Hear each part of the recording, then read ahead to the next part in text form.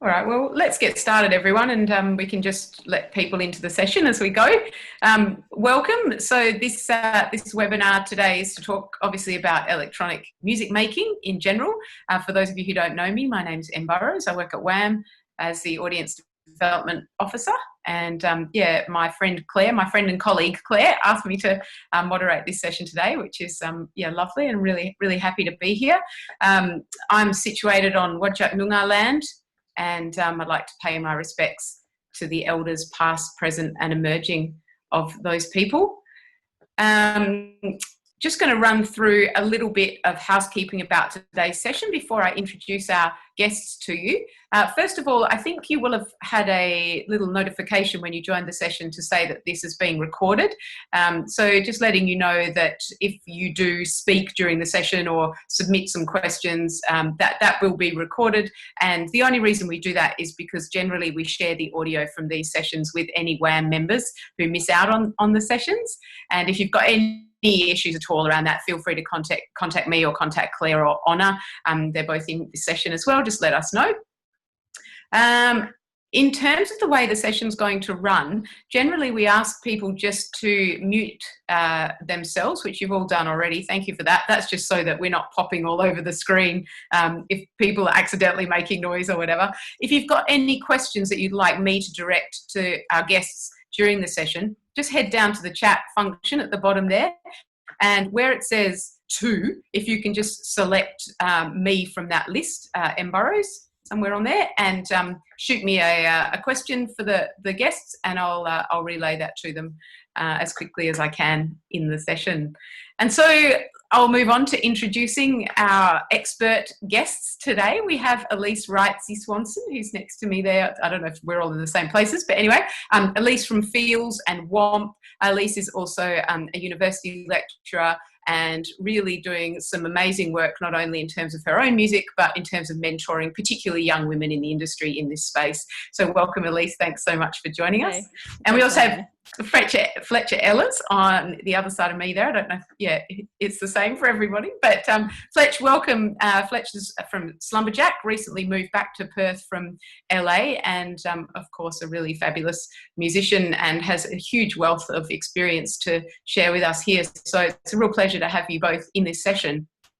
I think a good place to start is just for us maybe to have a discussion around the kinds of setups that you both have, Fletch and Elise, and then maybe in terms of equipment and that sort of stuff at home that you have to make music. Let's talk a little about your own processes, and then we might break it down into some basic equipment, and we'll move forward through some kind of techniques for making electronic music and that as the session goes on. So I might start with you, Elise. Can you tell us a little about what equipment you've got there in your studio, or what generally you use as your sort of composition writing setup with your music? Yeah, for sure. So I work across a variety of different spaces. So like I work from home, but I also have a studio in Fremantle that me and Rosie share together as Feels. So across those spaces, and also at uni, I kind of like make music at UWA as well. I use usually like a set of studio monitors, and I'll have like an interface and a MIDI keyboard as like my usual go-to setup, and probably like a push as well.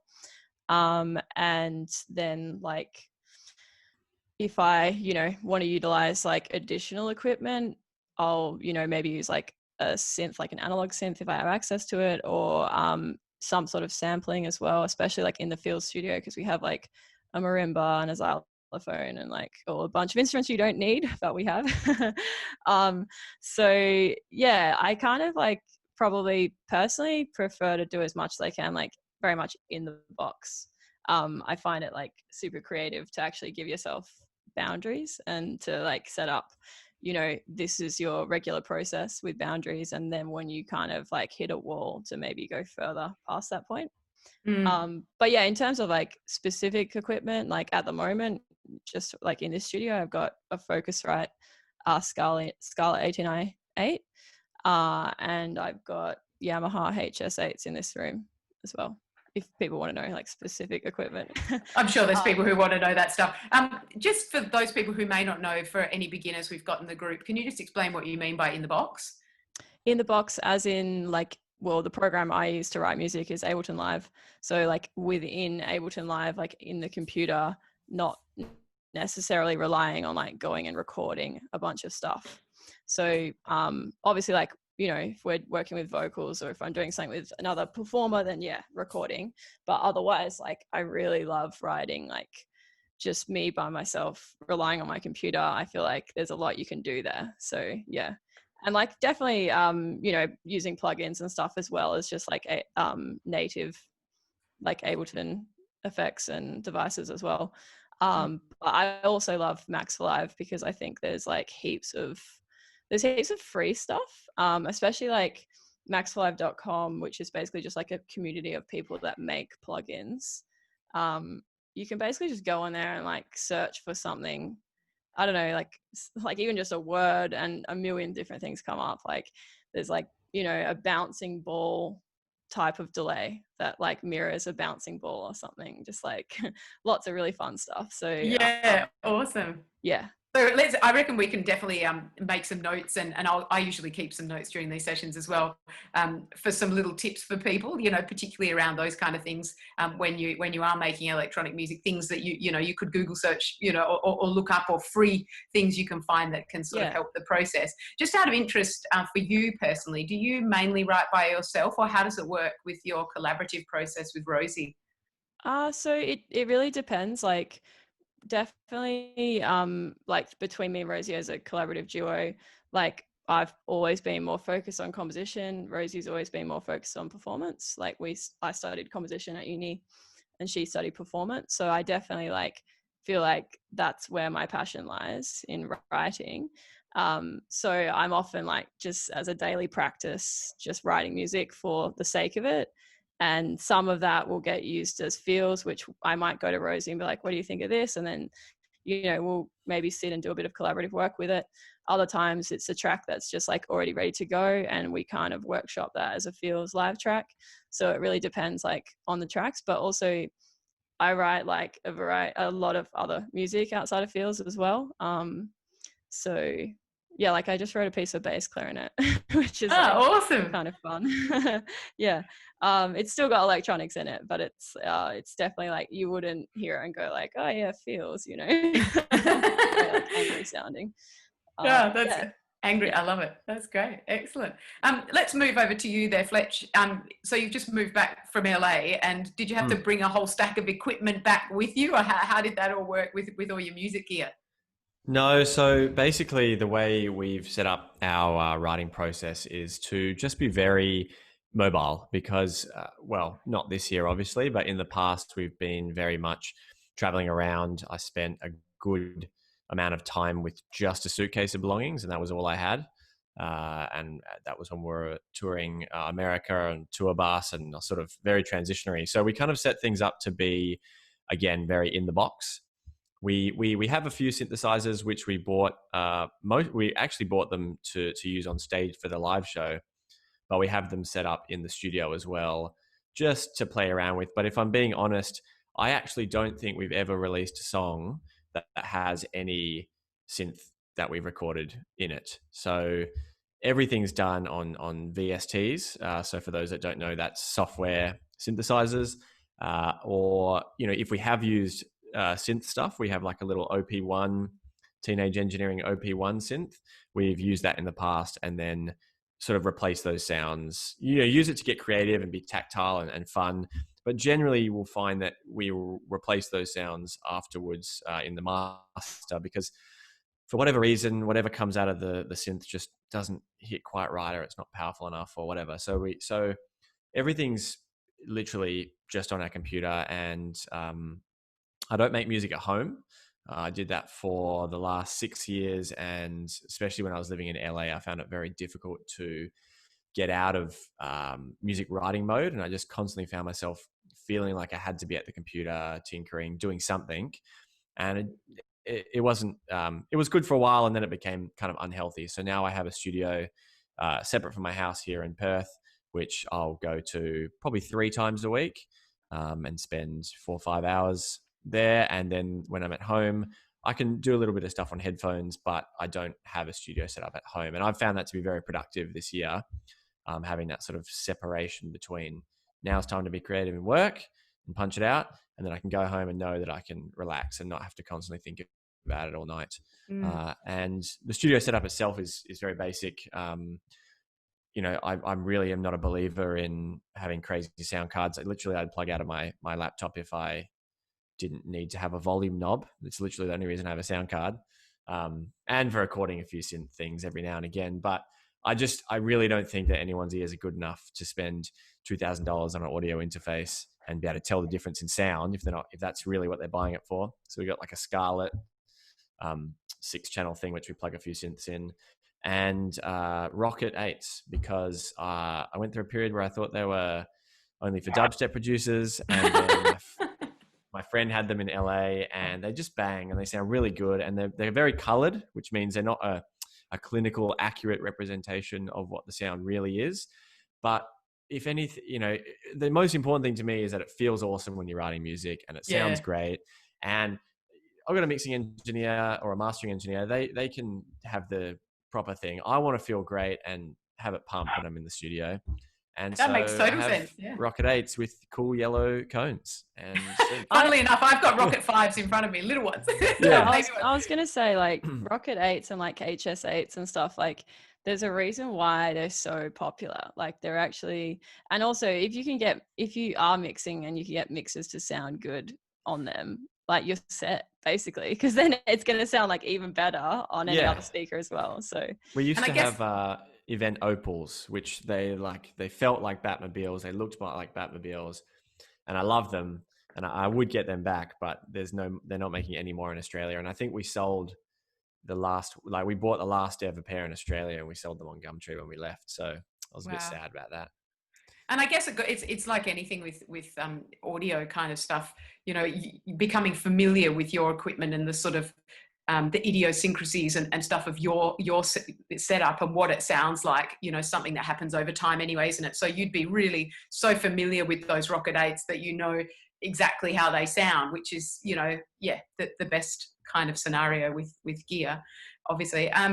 That's awesome. So in terms of like the kind of basic equipment that we've covered, is there anything else to add? You've both mentioned, obviously, monitor speakers. You've both mentioned interfaces and some kind of MIDI keyboard. Would you say that was the fundamental setup, Fletch, for electronic music making?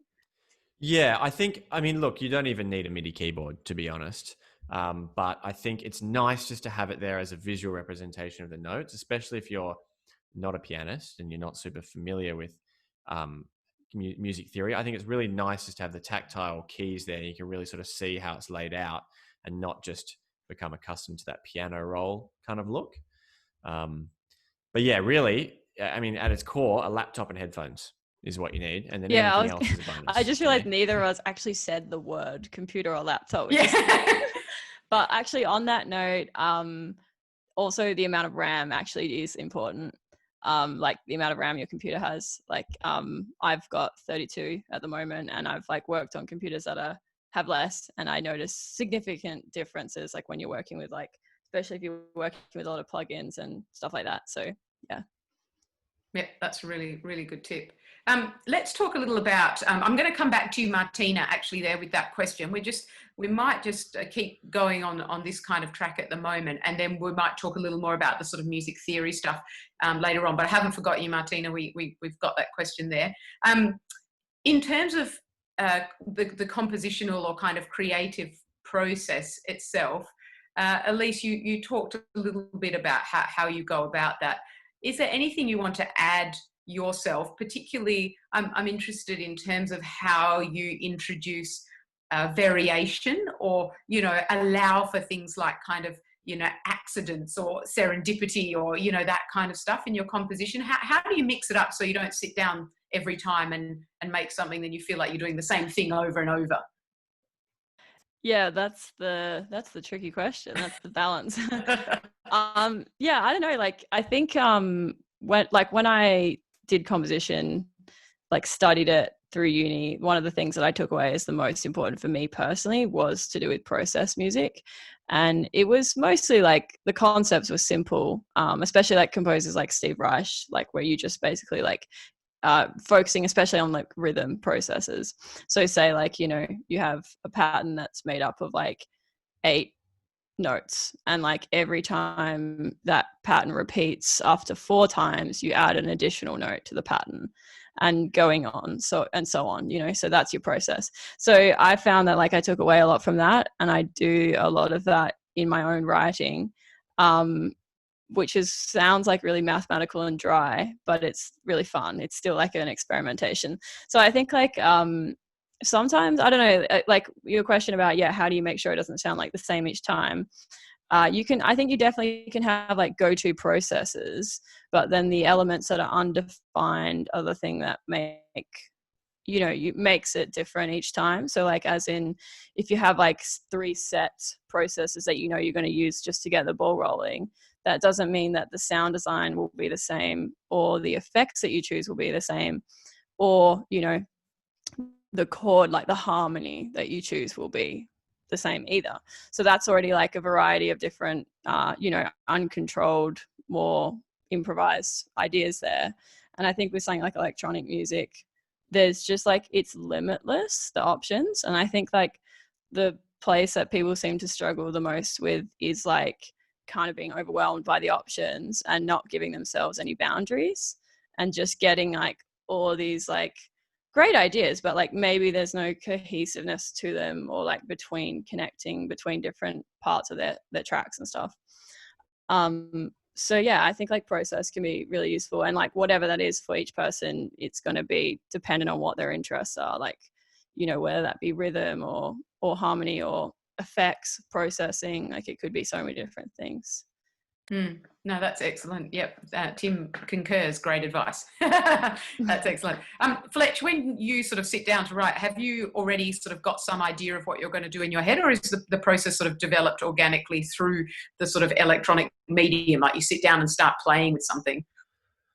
So basically, most of a studio session of what I do when I'm in there is just throwing stuff at the wall and seeing what sticks. And I will find a lot of the time, if I go in, you know, the first 3 hours will be rubbish, or maybe not, but usually the first 3 hours will be rubbish, and then there'll be one idea at the 2.5, 3 hour mark, or whenever it is, and then that becomes the idea. Everything before gets thrown away, and then that's the idea that kind of you roll on with. And really, I only get maybe like 1 good hour out of a session, perhaps.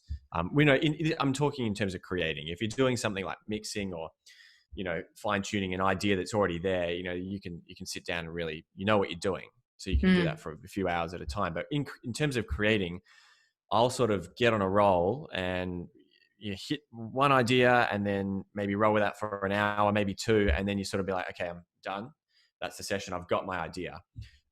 And also, it's not uncommon to go and sit down for a few hours and just have nothing. And that's, unfortunately, that day is just, you just had to do that, because then the next day when you go in, or whenever you go in next, that's when the idea will come. You have to just do it. So there's a few techniques that I use to not get stuck in a loop, because one of the big problems is that you can create, say, like a 4-bar loop, and then you just sort of, you get stuck in that loop, and you've added everything there is to add, and you don't really know where to take the song.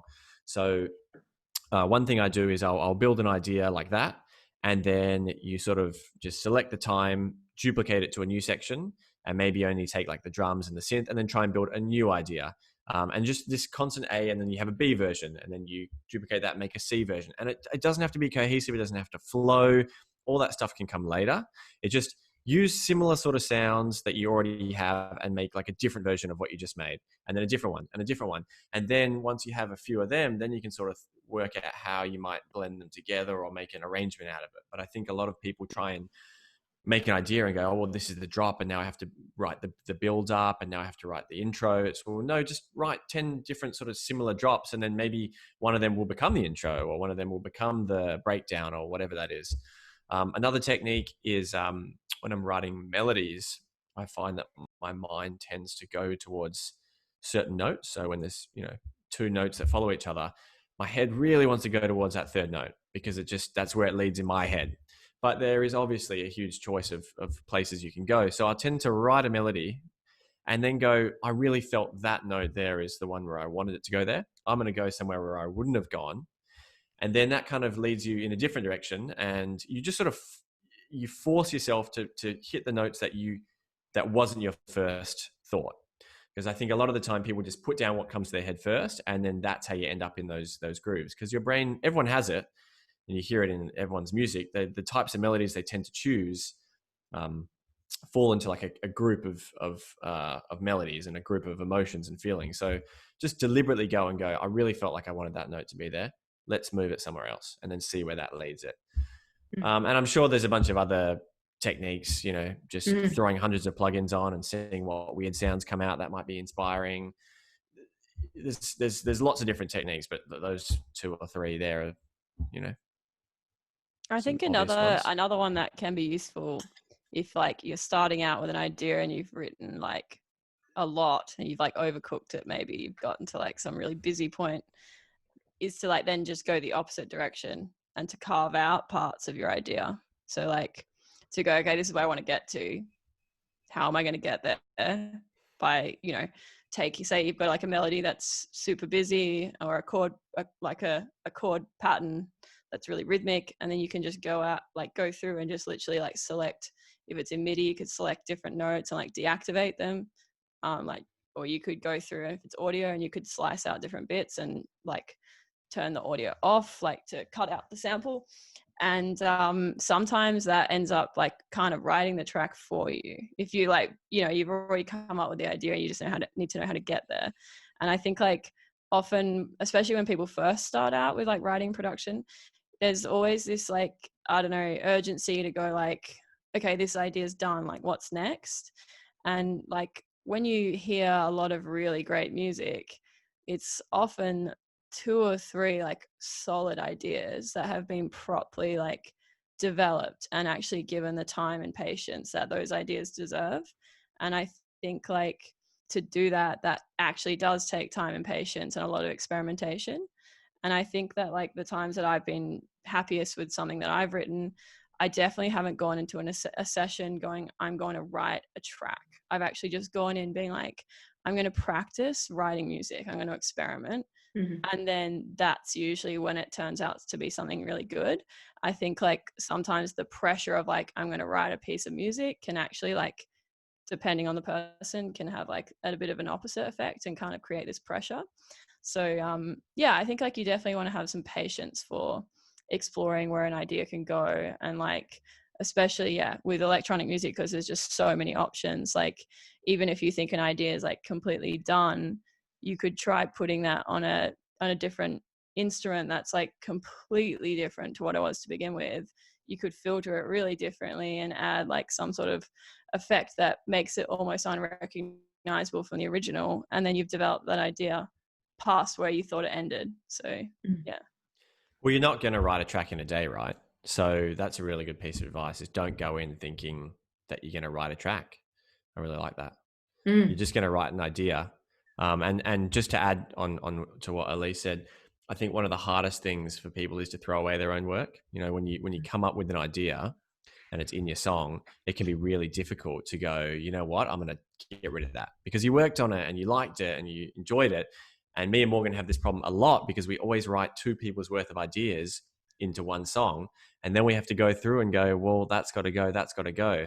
As Elise said, your ear can really only focus on 3 or 4 max solid elements at a time in a song. So if you've gone and thrown in 20 layers, which are all fighting for attention, the listener who's coming in and listening to it for the first time ever isn't going to make any sense of it. It might be perfectly clear to you because you've heard it 1,000 times in the studio, but you got to remember that someone's coming in and listening to it for the first time ever. And I think that's super key what Elise said. 3 or 4 expertly done elements versus a ton of just ideas that got thrown in. So we're going to be talking, I think, mainly about Ableton today. Just out of interest, participants, if you wouldn't mind, if you could just give us an indication how many of you have used Ableton Live before, just using the reactions button down the bottom. Just give me a thumbs up if you've used Ableton Live before. Right. Okay. Cool. All right. So what I thought we might do for this next little portion of the webinar, and Martina, I've still got you there. I'm just going to wait for the right time to bring that one into the conversation. One of the fundamental things for electronic music making, obviously, is the use of MIDI and an understanding of what MIDI actually is. So I've asked Fletch just to talk to us a little bit today about his use of MIDI and do just a little brief demonstration of what that looks like in Ableton, and perhaps if anybody has any specific questions based on what he does, you know, we could talk about them afterwards. So are you happy to share your screen there, Fletch, and sure. show us a little bit of sort of MIDI related stuff? Yep. Cool. So can you see my screen? Just do a little thumbs up, everyone, if you can. Yep. As long as someone can see it, I think everyone will. So I originally had here. I was going to, and just to check, I was going to talk about this for about 15 minutes. Was that right, or 10 minutes? I don't know. How's the schedule going? Just so I can pace myself. Yeah. Look, I mean, 10 to 15, if you can. That would be perfect. Yep. Yeah, so I was going to sort of talk about what a MIDI track is, and I think I'll just rush through that stuff because it seems like most people have used Ableton. But basically, you can see here, I've got 2 tracks in Ableton. So this is where sound would live. So this one here is an audio track. So we would put things like vocals or some recorded instruments, anything that's an audio recording, like an MP3 or a WAV file. And then this is where electronic music really shines, is up here in the MIDI track. So basically, a MIDI track allows you to send MIDI notes. So MIDI stands for Music Instrument Digital Interface. It was invented in, I think, the 60s or something. And basically what it is it's a protocol for sending information about musical notes. So I'm just going to dive in here and create a MIDI clip. So I hit Command-Shift-M, or you could select an area, right-click, insert MIDI clips. Again, I'm sure I'm apologies if this is super basic for the guys that have used Ableton before, but I'm going to open up the MIDI clip here, and you can see down the bottom here, we get a window here with what is essentially a piano on the left side here. And what you can do is insert notes by double clicking. And what this means is that these notes will be sent to whatever synthesizer that you have on this track. So if I double click over here on the track area, you can see the information pane down here, instead of showing the clip, now shows what's on the track. So right here, I've got this synthesizer here called Serum. I'm not going to open it, but basically this box is a synthesizer, and it can receive MIDI notes on this side, and it will output audio, which is sound. So if I click play here, it's going to be a horrible melody, which I've just clicked in. Terrible. And this is where you're going to be spending a lot of time in the music production process. Now, I think everyone sort of understands the idea of clicking in notes. There's a few other ways you can get MIDI in. You could hit this record button here, and then that means that this channel is now prepared to receive MIDI notes, because you could have many, if I just duplicate the channel, you could have many different MIDI channels here. And so you need to tell Ableton which channel to send the MIDI notes to. And then if you had a little keyboard to the side, what you could do is click record here, play the notes on the keyboard, and then those notes would be recorded in as you played them. The other way, which is a really useful tool that Ableton has included, is to use this little keyboard button up here. So if you turn that on, basically that turns the middle row of your keyboard into a MIDI keyboard. Sorry, the middle row would represent the white keys, and then the upper row, so where QWERTY is, that would represent some of the black keys. So not all of those are active, because there's only a few black keys in between some of the white keys. So I'm just going to tap on my keyboard now, and you'll see I can play notes using my computer keyboard. So that's what I was saying before. You don't actually even need a keyboard to produce your own music. You can just do it all on your computer. So a couple of useful features with MIDI, which I wanted to go over. The first is this little button here, this little plus symbol. So if you are actually recording in some audio, some MIDI, sorry, and let's say you had, I'm just going to click these notes in, but let's say you had a little progression like this, which you had recorded in, and then you wanted to go and add some complexity to that and add some MIDI over the top of it, so extra notes as well. So if you were to just click on this, click here to place the playhead. And if you were just to click record and start playing notes, it would actually overwrite what you've got here. So that's where this plus symbol comes in. It's called the overdub button. And if you have this switched on, so I'll just show you without it switched on. If I go here, now you can see that it's actually overwritten what I've got here and create a new clip, and this old stuff, it's not actually hiding underneath, it's just gone. Well, it's still inside this clip if I drag it back, but on the timeline, it's this section here has been overwritten. So if I turn the plus on and click record,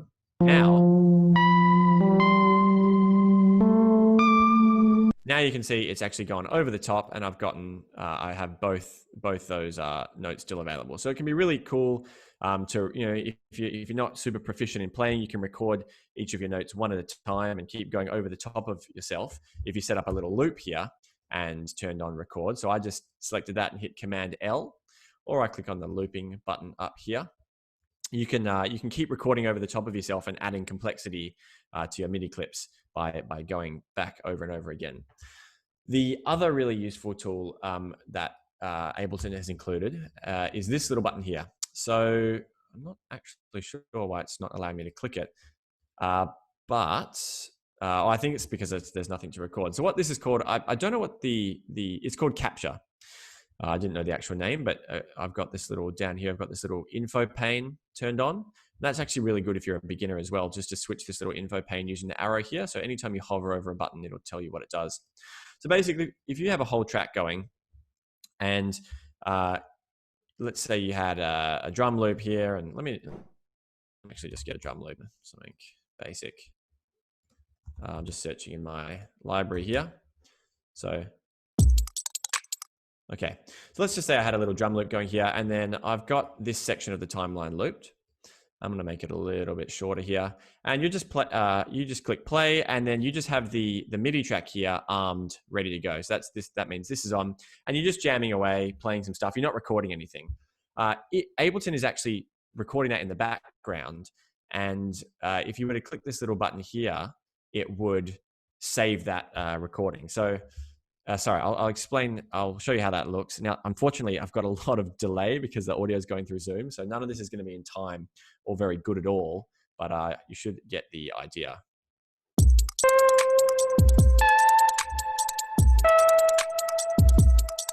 Okay, so let's say I was just playing around my awesome little three-note melody there, and I realized I wasn't recording.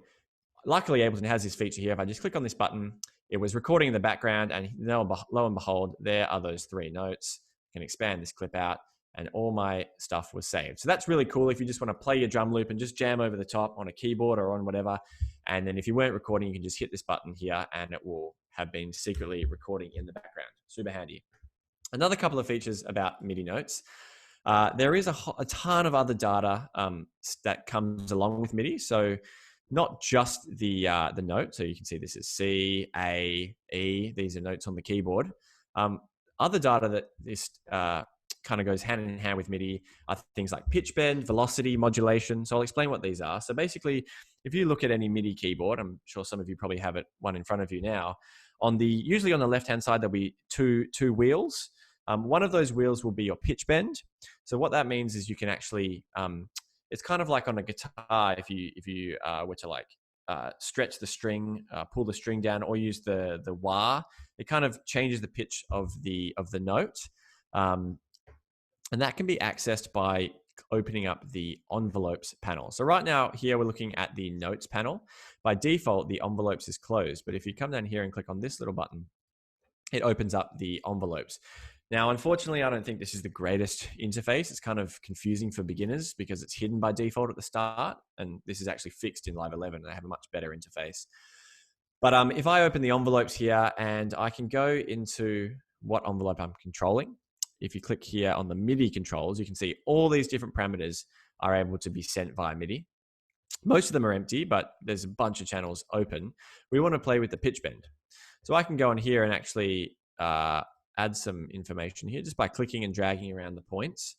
And now you'll see that when you hear these notes, they'll have this pitch effect. So you can probably hear that.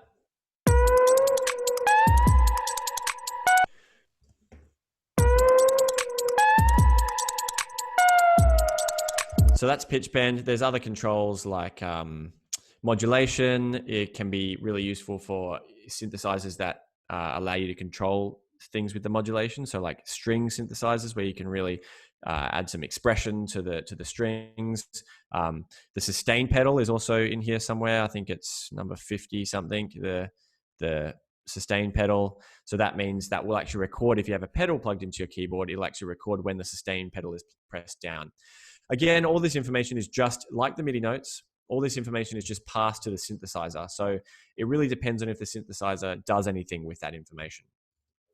So probably the most important thing, especially for electronic music production, the most important MIDI parameter is the velocity of a note. And it's so important, in fact, that they can give you access to it directly here in this window. So that's these little notes, these little sliders here. So if you hover over a note and hold down Command on a Mac, it gives you this different option and you can slide up and down. The note changes color and the velocity therefore is different. So this is a low velocity, this is a high velocity. And generally what it's supposed to represent is how hard you hit the keys. So most synthesizers will be set up to change the volume of the synth notes played depending on the velocity. But you can actually map it. I know definitely in Serum, you can map the velocity to control anything. So often they'll map it to a combination of parameters so that a lower velocity, the sound might be more filtered, it might be more reserved, and a higher velocity, it will be louder and more open with the filter. So not only does it change the volume, but it changes the characteristic of the sound. And it's definitely used in grand piano emulators. They'll actually have different recordings of the notes for different velocities because it's not just a matter of louder and softer. It actually changes the timbre of the sound. So you can really get accurate performances using velocity. So that sort of leads me on to something which I want to just show you guys. Now I'm struggling a bit to sort of ride the balance of where everyone's at in terms of Ableton levels. If you've used Ableton before, that probably is all quite basic. So now I just want to show a couple of tricks for people who have used Ableton before, a couple of tricks that I like to use with MIDI. So we've got Ableton has a whole suite of MIDI effects available. And one of the ones I like to use is this velocity effect. So if I drop this onto the channel here, you'll see the MIDI notes always appear before the synthesizer because the signal chain is MIDI coming in here. The MIDI note affects the MIDI. That gets sent out as MIDI into the synth. And then the synth is where the MIDI gets converted into an audio signal and that gets sent out as audio. So a nice little trick I like to do with the velocity is pretty much just dial up this random knob here. So if you're working with something like hi-hats and you have, so let me show you that really quick. So I'm going to drop in a drum rack. So drum rack is a MIDI instrument. You can see that each of these pads on the drum rack correspond to a different MIDI note. And if we were to open up, so I'll just grab some hats here. Yep, that'll do. And maybe another one. No, not that. I just want a single hat. Come on. There we go. So if I drop these hats here, if I was to create a MIDI note on this channel with the drum rack, Ableton has already recognized that it's a drum rack, and it's actually only showing me the two notes where I've put samples. So if I go back by double-clicking here, double-clicking on the drum rack channel, you can see I've only got the two samples here. So Ableton has recognized that, and it's just showing me the notes where that's applicable. So I'm going to switch to the pen tool by pressing B. It's much more useful for programming drums. And I'm just going to right click and open up my grid to say 1/8. I'm going to click and drag and drop in a bunch of hats. So now if we listen, if I just put it in solo, and you know what? I'm going to click on the MIDI note, click on the key to select them all and put it down to this one here. Very boring because they're all exactly the same. So if I go back into the drum rack, if I was to drop this velocity, if I drag that from the synthesizer we had up here onto this note, onto this channel, I can now dial up the random. And what that is going to do is put a little bit of random velocity on each of those notes. So now they should be at different volumes, because if you look here, this particular synthesizer, which is inside the drum rack, you can see here the velocity is set to control the volume. That's what this little knob means. So the velocity has a 45% effect on the volume. So now we should see some randomness coming into that volume. So hopefully you can hear that on your end. If I turn it all the way up, it'll be even more pronounced. So we get kind of this like accented variation. And I really like to use that to just add a little bit of randomness to things like hats. Not too much, because that's going to start creating accents and rhythm, which we don't want. But I do like to dial just a little bit to give a bit of realness to the sound. We can also dive in here, go into the MIDI control and play with the pitch bend as well, just to sort of emulate the drummer maybe hitting the hi-hat at a slightly different part of where the it's a real cymbal, so when the drummer hits the hat at a slightly different part, you may get slightly different pitches. So all this kind of thing adds a bit of randomness in.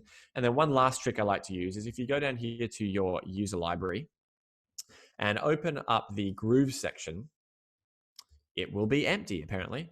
You know what? I think what might have actually happened here is I just installed the Ableton Live 11 beta, and I think it's overwritten my my grooves, which is unfortunate. But if you go into your own user library, go into... Sorry to interrupt you, Fletch, but it might be in packs under core library. Maybe. Oh, yeah. No, you're right. Possibly. Swing and groove. Swing and groove. Boom. Okay. I haven't used this for a while because we do not dabble with the swings. But so packs, core library, swing and groove. These are all... It's a weird type of file, .agr, but these are kind of groove patterns saved into a file which can be dropped on a MIDI clip. So if I grab a swing, for example, and remember we said I went on the 8th note, so I'm going to grab a swing that works on the 8th, and you can drop this onto the MIDI clip. It actually appears down here in the groove section.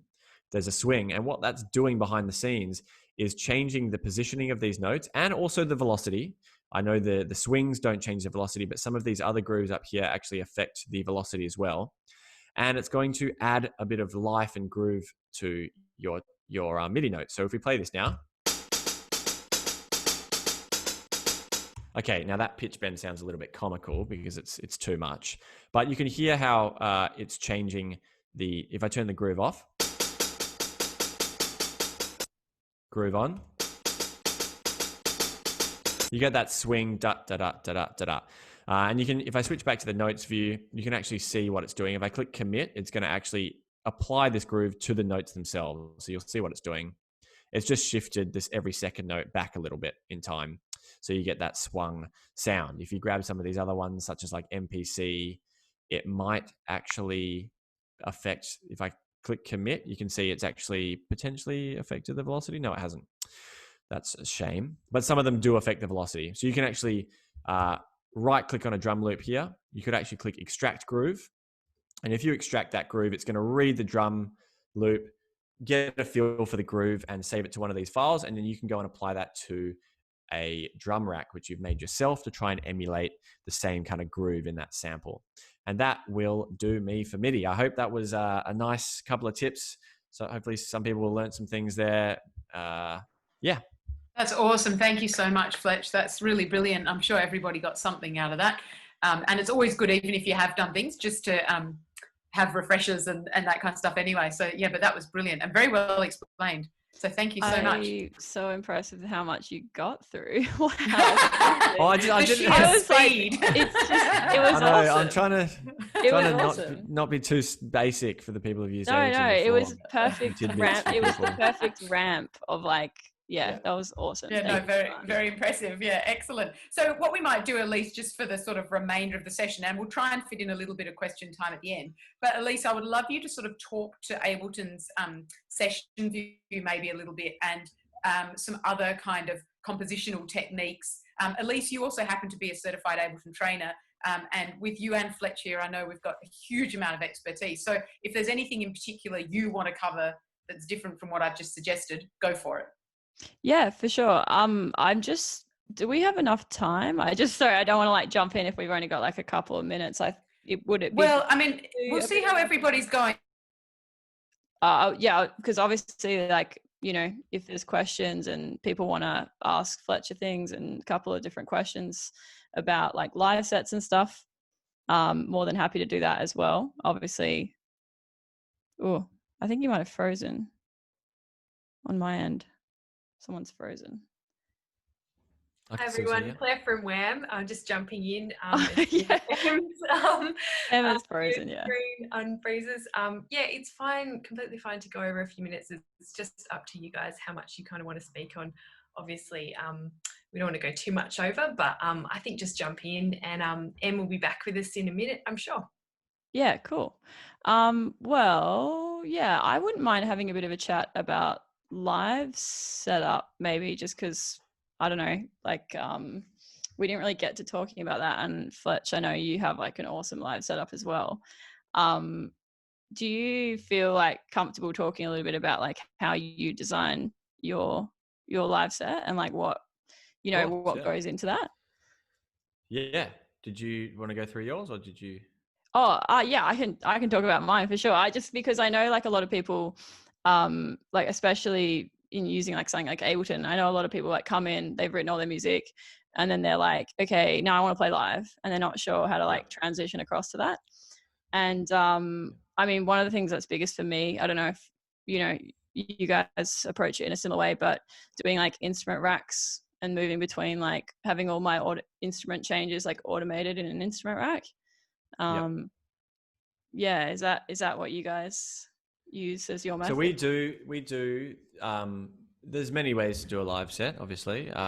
What we opted for, what I would call like the backing track system, where basically Ableton handles playing the backing track, and we use the power of Ableton's routing to be able to send out like an 8-channel backing track. So then the mixing desk at the festival gets 8 tracks. So we have all our songs separated into stems. So that way the festival has control over the drums, the bass, and then the synths. So then if they're finding, the kick's not loud enough, I can pump up the kick a bit, or if the synths are a bit too harsh. So they get just a little bit of control over the mix for the specific venue. And then of course those backing... Oh, sorry. I was going to say those backing tracks don't include the synth parts that we're going to be playing. The part that and that layers on top. Yeah. Do you find that you end up like having to make a lot of changes between different sets and stuff? I'm always like, I find that personally, like I do, depending on like the venue, but for something like SLUMBERJACK, you guys would be probably like significantly changing venues like each time, especially for festivals. Do you find you're often making quite significant changes to the mix, or no? Mix we don't really mix the live set. So because we send out those just the levels tracks, the levels of the stems. So because we're sending that to the front of house, they can control everything from the desk. So we just let the front of house operator at the festival do it. Yeah, cool. Nice. Yeah. No, we do a similar approach with like the backing track sort of style. And how do you trigger like each new song? So we actually play in arrangement view now.